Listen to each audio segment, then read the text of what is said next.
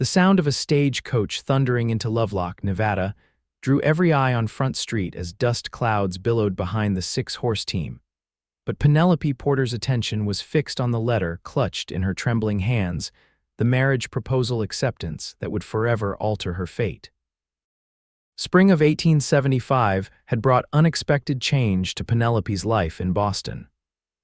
At 22, she had resigned herself to spinsterhood after her father's banking business collapsed, taking their family fortune and social standing with it. With no prospects and mounting debts, she had answered an advertisement in the matrimonial news as a last resort. Rancher seeks bride of good character and education. Position promises hard work but fair treatment. The stagecoach jerked to a halt, and Penelope steadied herself, adjusting her navy traveling dress that had once been fashionable but now showed the subtle signs of mending and wear. Her honey blonde hair was pinned neatly beneath her hat, though several strands had escaped during the jarring journey. "Lovelock, end of the line," the driver called out. Penelope gathered her single valise, all that remained of her possessions after selling everything to pay for her journey west. The small Nevada mining town looked nothing like the elegant streets of Boston. Wooden buildings lined the dusty Main Street, with hitching posts occupied by horses and the occasional wagon. "Miss Porter," a deep voice called as she descended from the coach. She turned to see a tall figure approaching.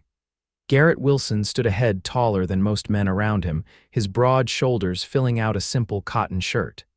His face was tanned from years under the Nevada sun, but his eyes were a striking blue that caught her off guard. A brown Stetson shaded his features, and he removed it as he approached, revealing dark brown hair in need of a trim. "Mr. Wilson?" she asked, her voice smaller than she'd intended. He nodded, a slight smile forming on his lips as he extended his hand. "Welcome to Lovelock. How was your journey?" "Long," Penelope replied honestly, "but uneventful, thankfully." Garrett took her valise despite her protests. "My wagon's just over here. I thought you might want to rest at the hotel tonight before heading to the ranch tomorrow." His voice carried a gentle thoughtfulness that surprised her. "That would be appreciated, thank you." Relief washed over her at the prospect of a real bed after days of travel. As they walked toward his wagon, curious glances followed them. Garrett nodded politely to several townspeople but didn't stop to make introductions. Penelope was grateful. She felt grimy from travel and overwhelmingly aware of how different everything was from her former life. "Town's a bit curious," Garrett explained as he helped her onto the wagon seat. "Don't get many new faces, especially not," he paused, seemingly reconsidering his words. "Especially not mail order brides," Penelope finished for him, her chin lifting slightly, a corner of his mouth twitched. "I was going to say especially not Eastern ladies, but you're right about that too." He climbed up beside her and took the reins. "The Wilson Ranch is about 5 miles outside town. Good land with a creek running through it. Been in my family since my pa came west in '49. As they rolled down the main street, Penelope observed the small businesses, a general store, a saloon with body piano music spilling from its swinging doors, a small church, and what appeared to be a millinery shop. It wasn't Boston, but it had more amenities than she'd feared. "That's the Silver Dollar Hotel," Garrett said, pulling the wagon to a stop before a 2-story building with a wide porch. "Nothing fancy, but Mrs. Holloway keeps it clean." Inside, a plump woman with graying hair greeted them warmly. "So this is your bride-to-be," she exclaimed, looking Penelope over. "Pretty as a picture, Mr. Wilson. You've done well for yourself." Heat rushed to Penelope's cheeks. "Thank you, madam. Mrs. Holloway, Miss Porter will be staying tonight before coming out to the ranch tomorrow," Garrett explained. "Could you see that she gets a good meal and whatever else she needs? Of course, dear, we'll take good care of your lady." After arranging to collect her the following morning, Garrett excused himself. "I've got some supplies to pick up while I'm in town. I'll see you tomorrow at 9. Left alone with the innkeeper, Penelope was shown to a small but clean room on the 2nd floor. Once the door closed behind her, she sank onto the bed, finally allowing herself to feel the full weight of her decision. What did she know of Garrett Wilson beyond a few exchanged letters? What did she know of ranch life in Nevada? Nothing, absolutely nothing. The next morning, Penelope awoke early after a fitful night's sleep. She dressed carefully in her second-best dress, a sage green that complemented her hazel eyes. Her stomach twisted with nerves as she ate the breakfast misses. Holloway had prepared. True to his word, Garrett arrived precisely at 9. He'd shaved and wore a fresh shirt, which made Penelope smile despite her anxiety. At least she wasn't the only one trying to make a good impression. The wagon was loaded with supplies, sacks of flour and sugar, tools, a crate of preserved foods, and various household items. Garrett helped her up and secured her valise. "Ready?" he asked, and something in his expression told her he understood the enormity of what she was undertaking. "As I'll ever be," she answered honestly. The journey to the ranch gave Penelope her first real glimpse of the Nevada landscape. Miles of sagebrush stretched toward distant mountains, so different from the lush greenery of New England. The vastness of the open land was both terrifying and exhilarating. "It's so enormous," she breathed. Garrett nodded. "Takes some getting used to, but there's something about this land that gets in your blood.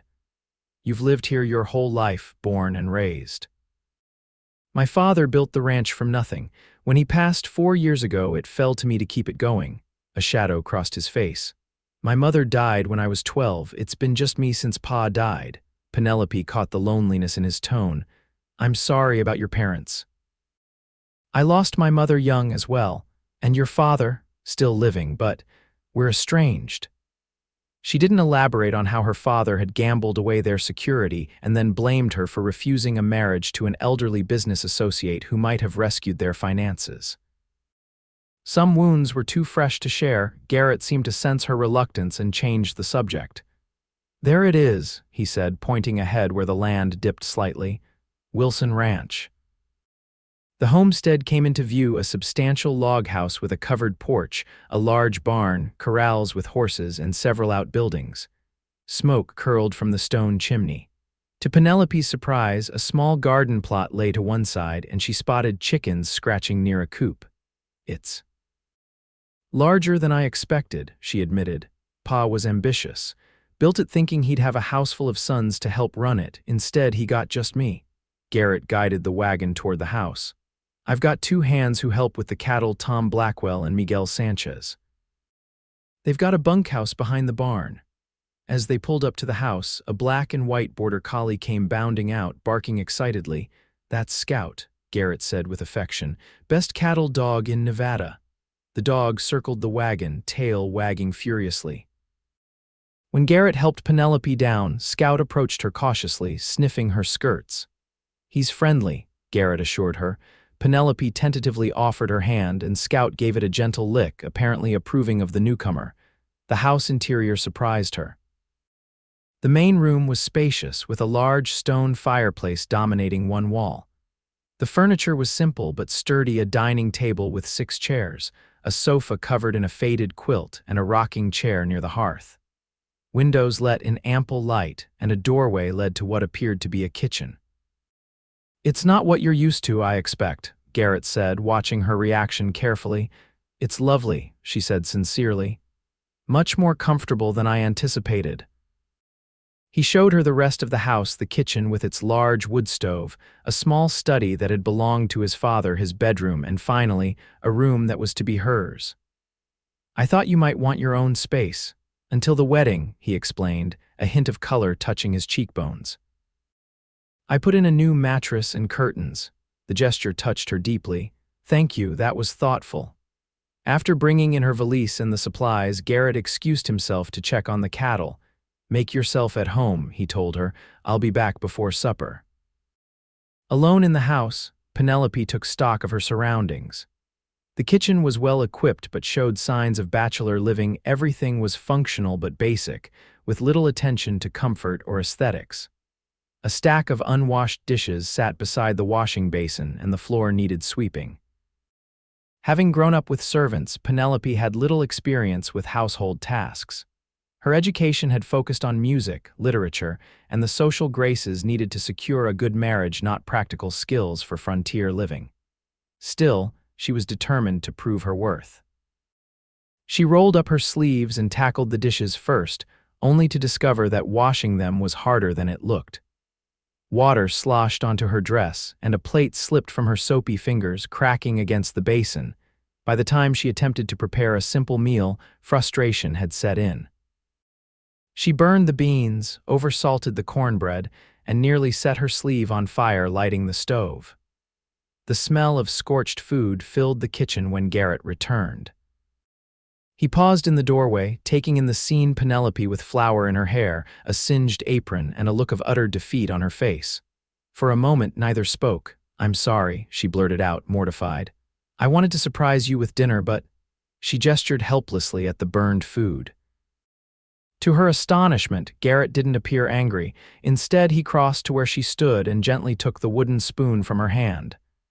"I think this is a good time for introductions to the local eatery," he said with surprising gentleness. "Mrs. Peterson serves meals at the boarding house in town. We can ride back in and have supper there." Tears of frustration welled in Penelope's eyes. "I should tell you something," she said, gathering her courage.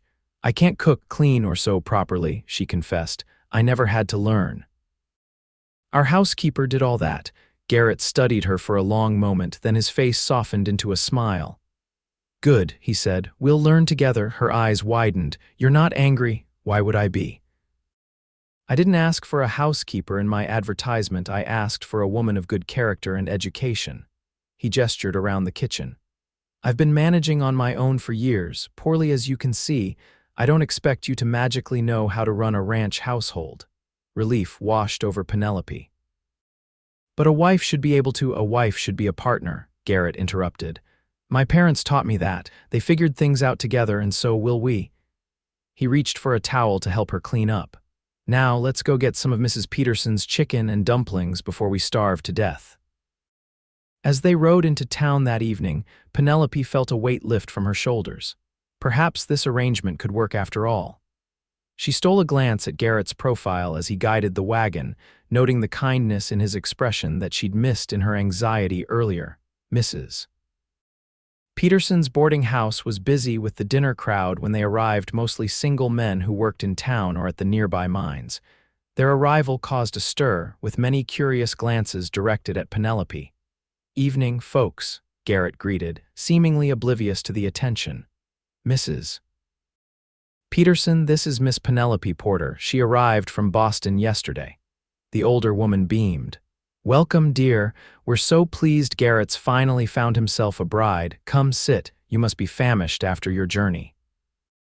They were led to a small table in the corner, and soon plates heaped with chicken, dumplings, and vegetables were placed before them. The food was simple but delicious, and Penelope realized how hungry she truly was. Between bites, Garrett introduced her to townspeople who stopped by their table: the blacksmith, the general store owner, and his wife, the town doctor. Everyone was welcoming, if openly curious about the Eastern woman who had come to marry their neighbor. "Word travels fast in Lovelock," Garrett explained as they finished their meal. "So I see," Penelope replied, feeling overwhelmed by the attention. "Everyone seems very friendly." "They mean well," he assured her. "Though I expect you'll be the subject of gossip for a while." "We don't get many new folks, especially not ladies from Boston," she finished. Remembering their earlier conversation, he smiled. "Exactly." On the ride back to the ranch, darkness had settled over the land, revealing a canopy of stars unlike anything Penelope had ever seen. She gasped at the spectacle. "The stars," she exclaimed. "I've never seen so many." Garrett looked up. "No city lights to dim them out here. On clear nights, it's like you can see straight through to heaven." "It's beautiful," she whispered. Back at the ranch, Garrett lit lamps and built a fire to ward off the evening chill. Though it was spring, nights in the high desert could still be cool. "I should warn you about something," he said as they sat by the fireplace. "The minister only comes through town once a month for services." "He won't be back for another 2 weeks." Penelope nodded, understanding his meaning. Their wedding would have to wait. "That's all right," she said. "It gives us time to get acquainted." "My thoughts exactly," Garrett agreed. "No need to rush into marriage. We should know each other better first." His consideration surprised her again. She'd heard stories of mail-order brides being expected to fulfill their marital obligations immediately upon arrival, with little regard for their comfort or wishes. "Thank you for that," she said softly. "And for being understanding about my domestic shortcomings," Garrett chuckled. "I've been living on my own cooking for 4 years. Trust me, anything you make will be an improvement." "I'm not so sure about that, based on tonight's attempt." "Well, tomorrow we'll start figuring things out together." He stood, stretching his tall frame. "It's been a long day, you should get some rest."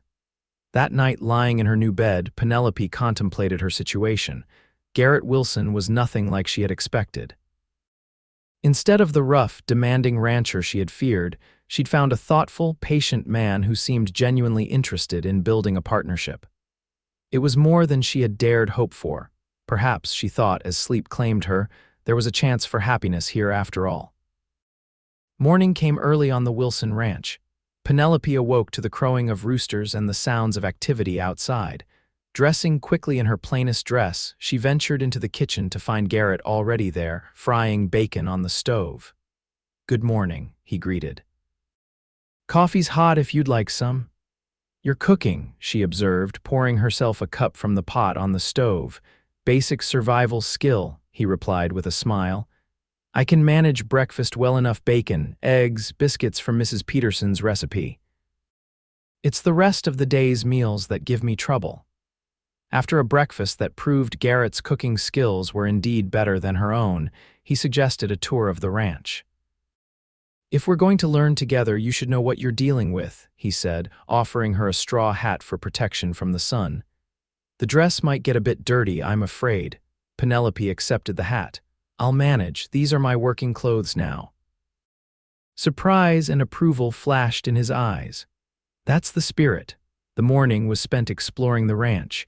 Garrett showed her the barn where 2 milk cows stood in stalls alongside his saddle horses. The chicken coop housed a dozen laying hens, and a large garden plot was partially planted with early spring vegetables. "My mother kept a fine garden," he explained. "I try to keep it going, but between the cattle and everything else, it doesn't get the attention it deserves." "I know nothing about gardening," Penelope admitted, "but I'd like to learn. Mrs. Holloway from the hotel is a gardening wizard. She might be willing to teach you." They moved on to the corrals where several horses watched them curiously. Garrett introduced each by name: Thunder, his own bay gelding; Starlight, a gentle dappled mare, and others used for working the cattle. "You'll need to learn to ride," he said. "Not side saddle like Eastern ladies, but proper riding. It's the only way to get around out here." The thought was intimidating but exciting. "I've never ridden at all," Penelope confessed. "We'll start slow. Starlight there is patient with beginners." As they walked toward a rise overlooking the property, Garrett pointed out landmarks and explained the workings of the ranch. They ran about 300 head of cattle on several thousand acres, some owned and some leased from the government. Water was precious, with the creek providing their main source. "Wilson Ranch isn't the biggest operation around, but it's prosperous enough," he told her. "My father built it from nothing, and I've managed to keep it going and even expand a bit since he passed." Pride resonated in his voice, and Penelope found herself admiring his dedication. "It's impressive," she said sincerely. "You should be proud." Their tour ended at the small family cemetery on a quiet hill behind the house. 2 grave markers stood within a white painted fence: Jonathan Wilson, 1819–1871, and Sarah Wilson, 1822–1863. "My parents," Garrett said quietly, removing his hat. Penelope remained silent, respecting his moment of remembrance. "My mother taught me to cook what little I know," he said eventually. "She was from Philadelphia originally, followed my father west because she believed in him, never complained about the hardships, though I'm sure there were many." "She must have been remarkable." "She was." He replaced his hat. "She'd like you, I think. She valued courage." "Courage?" Penelope questioned. "I don't feel particularly courageous." Garrett turned to face her. "You left everything familiar behind to travel thousands of miles to marry a stranger. If that's not courage, I don't know what is." Put that way, perhaps she had shown some bravery after all. They returned to the house for a simple lunch of bread and cheese. Afterward, Garrett needed to ride out to check on a section of fence that had been reported down. "Will you be all right here alone for a few hours?" he asked. "Of course," Penelope assured him. "I should acquaint myself with the house anyway." Once he'd gone, she set about exploring more thoroughly. The main living area and kitchen she already knew. A small hallway led to 3 bedrooms, Garrett's, her own, and a third that appeared unused. The study contained bookshelves filled with volumes on ranching, animal husbandry, and to her delight, several shelves of literature, Dickens, Twain, Shakespeare, and others. On the desk sat a Bible and a ledger book, meticulously kept with records of cattle sales, supply purchases, and ranch expenses. Garrett clearly took his business seriously. Penelope spent the afternoon attempting to bring order to the kitchen. She sorted through cupboards, organizing utensils and dishes, and swept the floor. It wasn't perfect, but it was an improvement. She hoped Garrett would notice her efforts. When he returned late in the afternoon, she was struggling to light the stove for dinner. "Need help?" He offered, hanging his hat by the door. "Please," she admitted, stepping back from the stubborn stove. "It doesn't seem to want to cooperate." Garrett showed her the trick to adjusting the damper. "Too closed and it won't draw properly," he explained. "Too open and it burns too hot." Under his guidance, Penelope managed to prepare a simple meal of beans and salt pork that, while not delicious, was at least edible. It was a small victory, but it gave her confidence. As they ate, Garrett broached a subject that had clearly been on his mind. "I was thinking, if you're agreeable, we might ride into town tomorrow to visit Mrs. Holloway. She's been widowed 20 years and managed on her own. She might have some advice for you about running a household." Penelope considered this. "You don't think she'll find it strange?" "A grown woman not knowing how to cook or clean, she might," Garrett acknowledged. "But she's kind and practical. If you're willing to learn, she'll be willing to teach." Next morning after breakfast, they rode to town. Penelope sat nervously on Starlight, who, true to Garrett's word, plodded along docilely beside Thunder.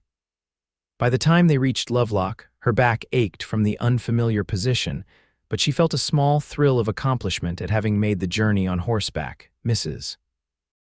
Holloway welcomed them warmly, ushering them into her kitchen where the smell of fresh bread filled the air. "Garrett Wilson, you've come just in time," she greeted.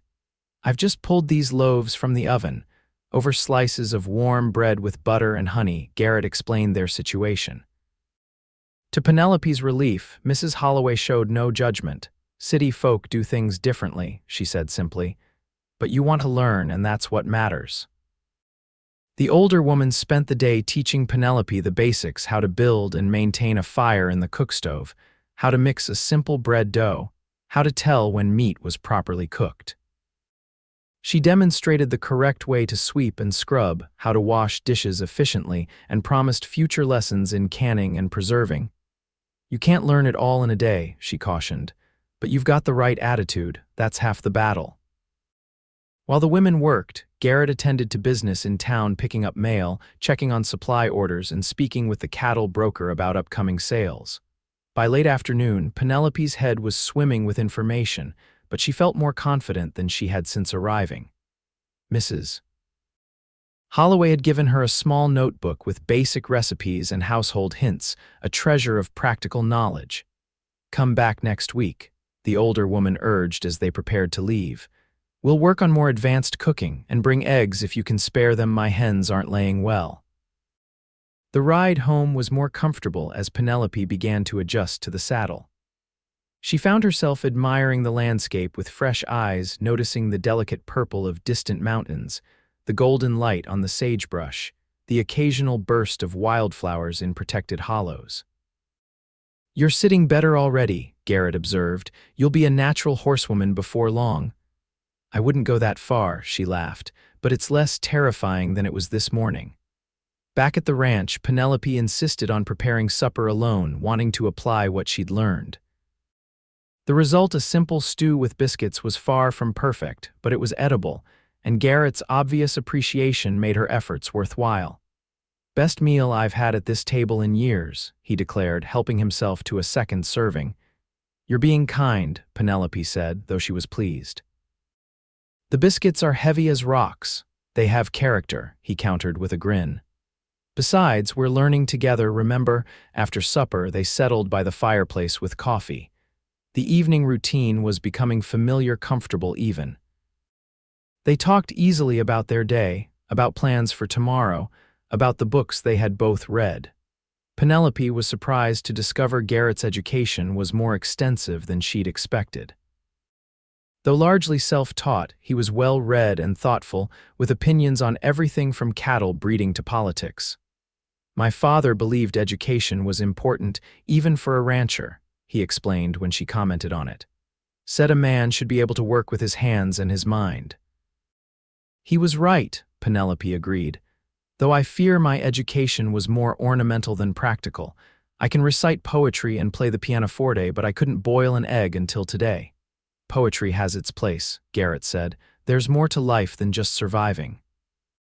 The days fell into a pattern as spring progressed. Mornings found Garrett teaching Penelope to ride with increasing confidence. Afternoons she spent practicing household skills or working in the garden, where she'd begun to coax new growth from the soil with advice from Mrs. Holloway. Weekly visits to town provided opportunities to learn from the hotel keeper and to gradually meet the townspeople of Lovelock. Penelope found herself welcomed into the small community, particularly by the handful of other women who lived there. She learned that Mrs. Peterson at the boarding house had come west as a young bride and been widowed when her husband died in a mining accident. She'd opened her home to boarders to support herself and now ran the most successful eatery in town. Miss Jenkins, the schoolteacher, had come from Chicago seeking independence. She taught the children of Lovelock in a one-room schoolhouse and boarded with the Millers, who ran the general store. Each woman had a story, and each had found her place in this frontier town. Their acceptance helped Penelope feel less like an outsider and more like she might someday belong. As for Garrett, he proved to be a patient teacher and an attentive companion. He never criticized her mistakes, instead offering encouragement and practical solutions. True to his word, they were learning together. He showed her ranching basics while she introduced him to more varied cooking than the simple fare he'd been subsisting on. Their relationship was evolving too. Casual touches became more frequent, his hand at her elbow, her fingers brushing his when passing a dish. Conversations stretched longer into the evenings, neither seeming eager to end the day. One evening, about 10 days after her arrival, Garrett returned from checking cattle with a surprise, a pianoforte. "Where did you get this?" Penelope gasped as two ranch hands maneuvered the instrument into the main room. "Mrs. Blackwood in town is moving east to live with her daughter." "She couldn't take it with her." He looked suddenly uncertain. "You said you played. I thought you might like to have it." Tears sprang to Penelope's eyes. The thoughtfulness of the gesture overwhelmed her. "It's wonderful," she managed. "Truly wonderful." Once the piano was positioned to Garrett's satisfaction and the ranch hands departed, Penelope sat at the bench and ran her fingers over the keys. It needed tuning but was otherwise in good condition. "Will you play something?" Garrett asked, settling into his chair. She began with a simple melody, then moved into a Chopin nocturne she had memorized years ago. The music filled the house, transforming the rustic space into something magical. When she finished, she looked up to find Garrett watching her with an expression that made her heart quicken. "That was beautiful," he said quietly. "Thank you for this gift," she replied. "It makes me feel more at home." He nodded, seemingly understanding all she wasn't saying, how the piano connected her past to her present, how it gave her a way to contribute something of value to their shared life. "The minister will be in town on Sunday," he said after a moment. "If you're still willing, we could be married after services." Penelope's pulse jumped. Though they'd been living under the same roof, they'd maintained propriety with separate bedrooms and careful boundaries. Marriage would change everything. "Yes," she said softly, "I'm willing." Their gazes held, and something passed between them, an understanding, a promise. Penelope realized with sudden clarity that somewhere between burned meals and riding lessons, she had begun to care deeply for this quiet, thoughtful man. On Saturday, Penelope rode into town with Garrett to make final preparations for the wedding. Mrs. Holloway insisted she stay at the hotel that night for propriety's sake, she declared. The groom shouldn't see the bride before the wedding. While Garrett attended to business, Penelope found herself swept into Mrs. Holloway's rooms above the hotel, where several town women had gathered to help prepare for the ceremony. "Every bride needs something special," Mrs. Peterson announced, producing a small package. "This was my daughter's veil. She wore it at her wedding in Sacramento last year. I'd be honored if you'd borrow it." The delicate lace veil was more elegant than anything Penelope could have hoped for. "It's beautiful," she breathed. "Thank you." Mrs. Miller from the general store presented a bouquet of wildflowers she'd gathered. "Not fancy Eastern flowers, but they're pretty all the same," she said. "The blue ones match your eyes." Miss Jenkins had sewn a new white collar for Penelope's best dress, adding a touch of formality to the simple garment. "Every bride should have something new," she explained, and Mrs. Holloway completed the tradition with a loan of pearl earrings, something borrowed, dear, and a blue ribbon to tie around the bouquet for luck and happiness. The women's kindness brought tears to Penelope's eyes. In Boston, she had been abandoned by so-called friends when her family's fortunes fell. Here, in this frontier town, strangers had become friends who genuinely cared for her happiness. "I don't know how to thank you all," she said, voice thick with emotion. "Just be good to Garrett, Mrs. Holloway said simply. "He's one of the best men in these parts, deserves some happiness after losing his folks." "I'll do my best," Penelope promised. That night, alone in her hotel room, Penelope considered the path that had brought her to this moment. 3 months ago, she had been facing destitution in Boston. Tomorrow, she would become Mrs. Garrett Wilson, wife of a Nevada rancher. Life could change so quickly in ways no one could predict. Was she making the right decision? She thought of Garrett, his kindness, his patience, his integrity. She thought of the growing connection between them, the way her heart lifted when he smiled, the comfort of his presence. Yes, she decided. Whatever challenges lay ahead, they would face them together. Sunday dawned clear and bright. The small church in Lovelock was filled to capacity, as it seemed the entire town had turned out for the wedding. Garrett waited at the altar beside the traveling minister, looking handsome and nervous in his best suit. As Penelope walked down the aisle on the arm of Mr. Miller, who had volunteered to give her away, she saw only Garrett. The joy in his eyes when he caught sight of her made any remaining doubts vanish. The ceremony was brief but meaningful. They exchanged simple vows, promising to love, honor, and cherish each other through whatever life might bring. When the minister pronounced them husband and wife, Garrett's kiss was gentle but held a promise that made Penelope blush. A celebration followed at the boarding house, where Mrs. Peterson had prepared a feast. The townspeople presented gifts, quilts, kitchen utensils, preserves, and other practical items to help establish their household. Even Tom and Miguel, Garrett's ranch hands, had carved a beautiful wooden box for Penelope's sewing supplies. "Though the boss tells us you're still learning that particular skill," Tom teased good-naturedly. "I am," Penelope admitted with a smile, "but I'm improving daily." By late afternoon, it was time to return to the ranch. Garrett helped his bride, his wife, onto Starlight, who had been decorated with flowers for the occasion. "Ready to go home, Mrs. Wilson?" he asked, his voice warm on her new name. "Ready, Mr. Wilson," she replied, her heart full. The ride back to the ranch was peaceful, the landscape golden in the late afternoon light. They spoke little, both aware of the significance of this journey. When the house came into view, Garrett surprised her by reaching over to take Starlight's reins, bringing both horses to a stop. Before Penelope could question him, he dismounted and came to her side. With a swift movement, he lifted her from the saddle and into his arms. "I believe it's tradition to carry the bride over the threshold," he explained, his blue eyes twinkling. "So I've heard," she laughed, putting her arms around his neck. He carried her to the house and across the threshold, setting her gently on her feet in the main room, which had been cleaned and decorated with wildflowers in her absence. "Welcome home, Penelope Wilson," he said softly. The name sounded right in a way she hadn't expected. "Thank you, husband," the word hung between them, new and significant. Garrett reached out to touch her cheek, his expression suddenly serious. "I want you to know something," he said. "I know this marriage began as an arrangement, but it's become much more to me. I care for you, Penelope, deeply." Her heart swelled at his words. "And I for you," she admitted. "What began as necessity has become something I cherish." His kiss was different from the chaste one in church, deeper, more passionate, filled with promise. Penelope responded with a fervor that surprised them both, her arms winding around his neck as he pulled her closer.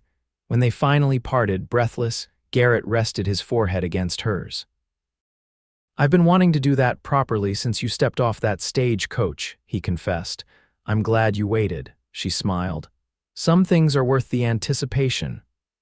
That night, they truly became husband and wife, discovering each other with tenderness and growing passion. Penelope found in Garrett's arms a joy she had never imagined possible, a connection that went beyond the physical to touch her very soul. As spring turned to summer, the Wilson ranch flourished under the care of its expanded household. Penelope's skills improved daily. Her bread no longer resembled stone, and her stews were becoming known for their flavor rather than their mystery ingredients. Garrett proved true to his word about learning together. He worked alongside her in the garden, admitted his own ignorance about proper laundering techniques, and once memorably set fire to a batch of biscuits when it was his turn to mind them. "See," he'd laughed as they fanned smoke from the kitchen, "we all have our moments of defeat."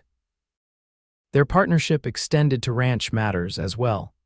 Penelope learned to ride well enough to accompany Garrett on shorter excursions to check fences and water sources. She took over the bookkeeping, applying her education to tracking expenses and income more meticulously than Garrett ever had. "If I'd known having a wife would improve my bottom line, I'd have advertised years ago," he joked one evening as they reviewed the quarterly figures. "You'd have been disappointed if you'd gotten a typical ranch wife," Penelope pointed out. "Most would know how to cook but wouldn't know a debit from a credit." "I got exactly the wife I needed," Garrett said seriously, lifting her hand to his lips. "And wanted, as it turns out." Penelope's heart still fluttered at such moments. Their affection had deepened into true love, growing stronger with each shared challenge and triumph. In late summer, the cattle drive to market occupied Garrett and the hands for 2 weeks.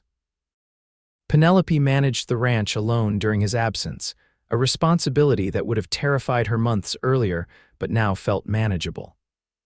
She fed the animals, tended the garden, and even handled a minor emergency when one of the milk cows got loose and trampled part of the vegetable patch.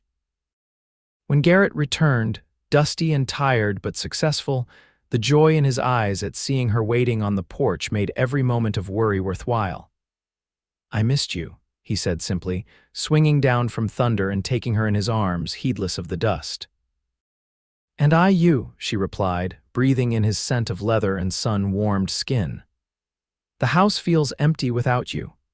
That night, after he'd bathed away the trail dust and they'd shared a meal of her now respectable cooking, Penelope had news to share. "I've been feeling unwell in the mornings," she began carefully as they sat by the fire. "At first I thought it was just worry about you being gone, but—" Garrett's eyes widened as her meaning became clear. "Are you saying—" She nodded, a smile spreading across her face. "Doctor Bennett confirmed it yesterday. We're going to have a baby come spring." In an instant, Garrett was kneeling before her chair, his hands covering hers. "A baby," he repeated, wonder in his voice. "Our child." The joy on his face banished any lingering doubts Penelope had harbored about his reaction. He pressed a gentle hand to her still flat stomach, as if already connecting with the tiny life growing there. "My father always wanted grandchildren to fill this house," he said softly. "Looks like we're making good on that dream." As summer faded into autumn, preparations began for the coming winter and the baby's arrival. Garrett added a room to the house, working evenings and weekends to have it ready in time. Penelope sewed simple garments for the infant, her stitches now neat enough for the delicate task. The community embraced the news, with the women of Lovelock organizing a quilting bee that resulted in a beautiful baby blanket made with squares contributed by each family. Dr. Bennett promised to be available whenever the time came, though he warned that winter deliveries could be complicated by weather. "We'll manage," Garrett assured Penelope when she expressed concern about being so far from town. Women have been having babies on ranches since the West was settled. As winter descended on Nevada, the Wilson Ranch settled into a quieter rhythm. Cattle required less attention, safely pastured in protected valleys for the season. Snow occasionally blanketed the landscape, transforming it into a silent wonderland that took Penelope's breath away. On Christmas Eve, they sat by the fire after a simple celebration that had included Tom and Miguel. The hands had departed for town where holiday festivities at the saloon beckoned, leaving the house peaceful. Penelope, now visibly pregnant, played carols on the piano while Garrett listened, his face reflecting contentment that matched her own. When she finished, he presented her with a small package. "It isn't much," he said almost shyly, "but I wanted you to have something special." Inside the package was a silver locket on a delicate chain. When opened, it contained a small photograph of Garrett on one side with the other empty. "I thought we could put a picture of the baby in the other side when it arrives," he explained, "so you'll always have us both close to your heart." Tears filled Penelope's eyes at the thoughtfulness of the gift. "It's perfect," she whispered, leaning forward to kiss him. "I'll treasure it always." As she settled back, a sharp pain caught her by surprise. She gasped, hands going to her rounded belly. "What is it?" Garrett asked, instantly alert. "Just a twinge," she assured him, but moments later another, stronger pain made her wince. Or perhaps not. Alarm filled Garrett's face. "The baby, but it's too early." "Only by a few weeks," Penelope said, trying to remain calm. "Doctor." Bennett said first babies sometimes come early. Another contraction, stronger still, confirmed that their child was indeed on its way, heedless of the calendar or the winter night. With the town 5 miles away and snow on the ground, fetching the doctor wasn't practical. Garrett helped Penelope to their bedroom and prepared as best he could, heating water and gathering clean linens as she had stored in readiness.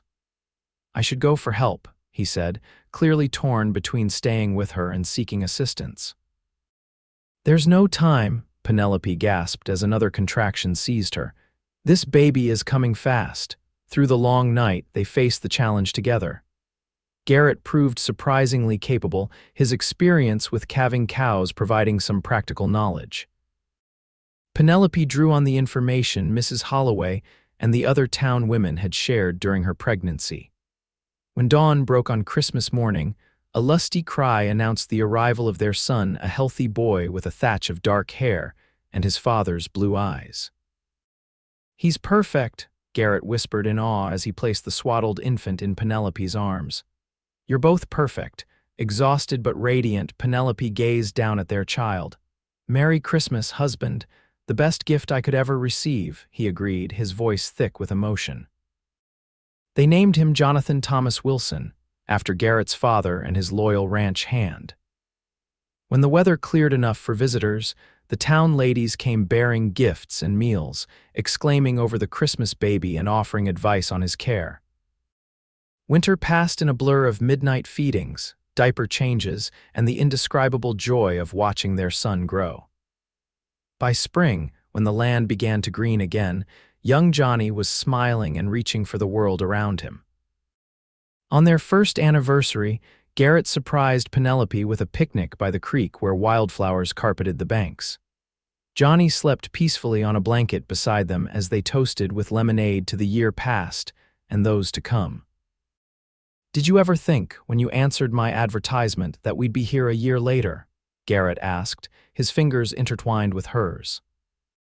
Penelope looked around at the ranch that had become her home, at the man who had become her partner in every sense, at the child who was the embodiment of their love. "Never," she admitted. "I hoped for security, perhaps eventually companionship. I never dared dream of happiness like this." "When you told me you couldn't cook, clean, or sew properly," Garrett recalled with a smile, "I knew then you were exactly what I needed, honest, brave, and willing to try. Everything else we could learn together." "And we have," Penelope said, leaning against his shoulder. "Though I still can't darn a sock properly." Fortunately, that's a skill I mastered years ago, he laughed. See, perfect partners. As the sun began to set, painting the Nevada sky in brilliant hues, Penelope reflected on the journey that had brought her to this moment. From desperate mail-order bride to beloved wife and mother, from Boston society girl to capable ranch woman, the transformation seemed both impossible and inevitable. "What are you thinking?" Garrett asked, noticing her contemplative expression. "That sometimes the longest journeys lead us exactly where we're meant to be," she replied. "And that I'm thankful every day that my journey led me to you." He kissed her then, a kiss that held a year's worth of memories and promised many more to come. "As am I, Mrs. Wilson, as am I." In the years that followed, the Wilson Ranch prospered under their joint stewardship. Garrett's cattle operation expanded, while Penelope developed a small business selling preserves and baked goods in town. Their household grew with the addition of a daughter, Sarah Elizabeth, 2 years after Johnny's birth, and later twins a boy and girl named William and Grace, who arrived to everyone's surprise and delight. The skills they had promised to learn together were mastered through necessity and persistence.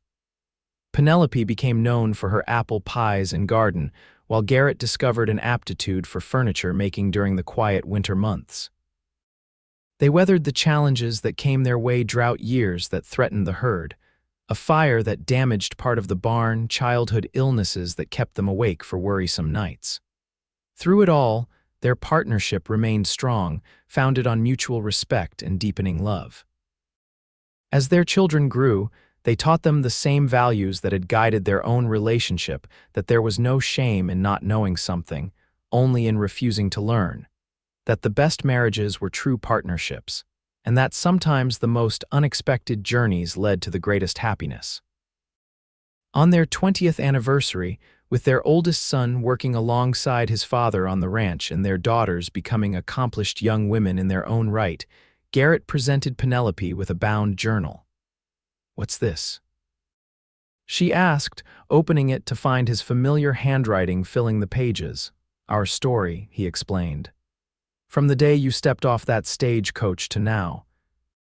I thought the children might like to read it someday, how their mother came west as a bride who couldn't cook, clean, or sew properly, and their father promised they'd learn together." Tears blurred Penelope's vision as she read the opening lines. "When I placed that advertisement for a bride, I could never have imagined the remarkable woman who would answer it or how completely she would change my life." "Oh, Garrett," she whispered, touching the pages reverently. "It's wonderful." He took her hand, the same strong, gentle touch that had steadied her through 2 decades of life together. "Not half as wonderful as the reality has been," he said. "Thank you for taking a chance on a lonely rancher and an unknown future." "Best decision I ever made," Penelope replied, meaning it with all her heart. "We did learn together, didn't we? Everything that mattered." "And we're still learning," he said with the smile that, even after 20 years, still made her heart quicken. "Every single day." As evenings settled over the ranch, the sound of their children's laughter drifted from the house that had grown along with their family. Penelope leaned into her husband's embrace, grateful beyond words for the journey that had begun with a desperate gamble and blossomed into a life richer than she could have ever imagined. Sometimes the things we don't know, the skills we haven't mastered, the challenges we haven't faced aren't limitations at all, but opportunities to grow alongside someone who sees our potential rather than our shortcomings. For Penelope and Garrett Wilson, those opportunities had built a legacy of love that would endure long after they were gone, a testament to the power of learning together, what it truly means to build a life worth living.